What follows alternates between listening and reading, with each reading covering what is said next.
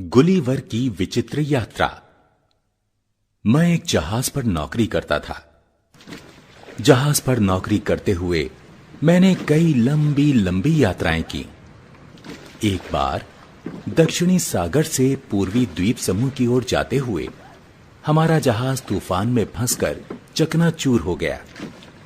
सौभाग्य से मैं तैरकर किनारे पर आ गया और थककर वहीं लेट गया।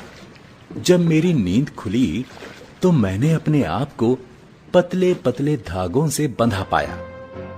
मैं आश्चर्य में पड़ा सोच रहा था कि कोई चीज मेरे पैरों पर रेंगती रेंगती मेरी छाती पर आ खड़ी हुई। ये एक मानव आकृति थी, छोटी सी, लगभग 1 बालिश ऊंची। कुछ देर बाद उसी प्रकार के सैकड़ों प्राणी मेरे शरीर पर चढ़ आए। मैं जोर से चिल्ला उठा, कौन हो तुम? कौन हो तुम? मेरा चिल्लाना था कि वे लोग लुढ़कते लुढ़कते और चीखते चिल्लाते भागे। इसके बाद मैंने उठने का प्रयत्न किया तो कुछ धागे टूट गए। यह देखकर उन लोगों ने मेरे ऊपर सुई जैसे पतले पतले तीरों की वर्षा आरंभ कर दी। मैं समझ गया कि चुपचाप लेटे रहने में ही भलाई है।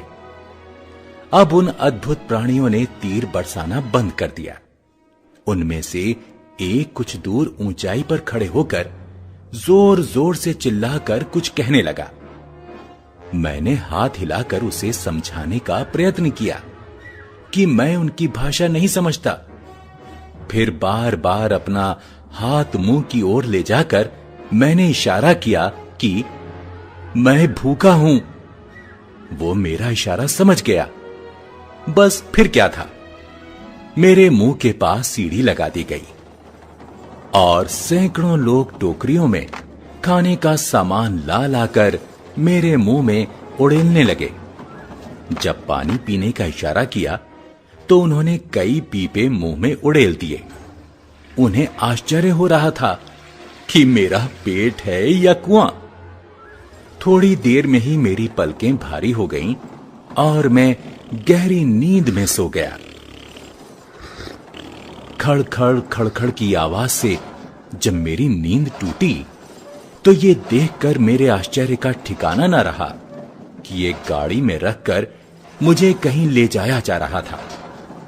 उन छोटे छोटे लोगों की एक विशाल भीड़ हथियार लिए मेरे दाएं बाएं चल रही थी। मैं समझ गया कि मुझे कैद कर लिया गया है।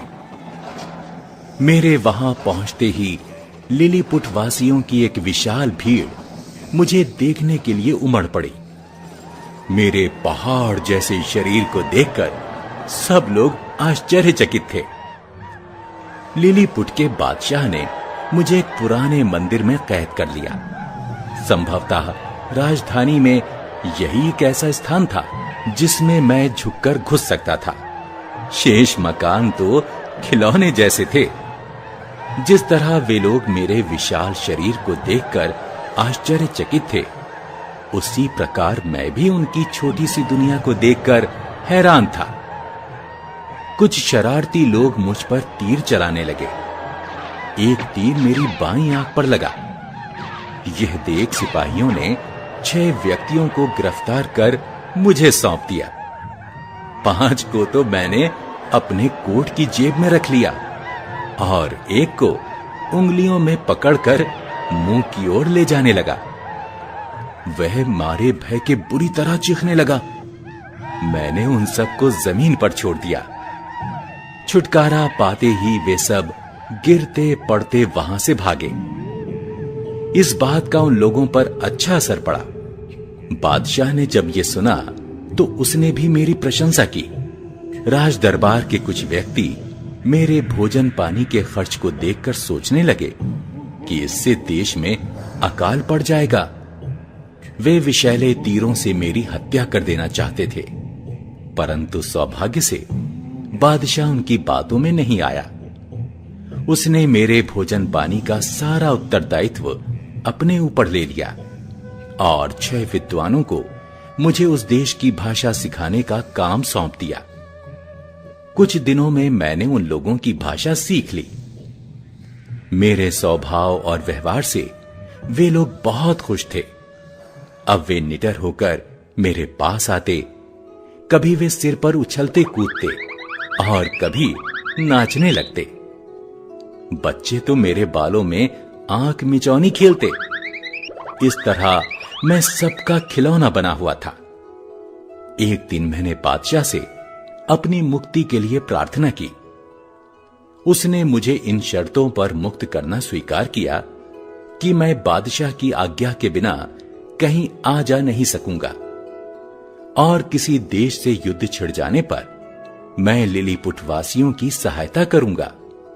कुछ दिनों बाद मुझे ज्ञात हुआ कि पड़ोसी देश ब्लेफुस्को के बादशाह ने एक शक्तिशाली जहाजी बेड़ा तैयार कर लिया है। वह लिलीपुट पर चढ़ाई करने का अवसर देख रहा है। मैंने उन लोगों की सहायता करने की एक योजना बनाई।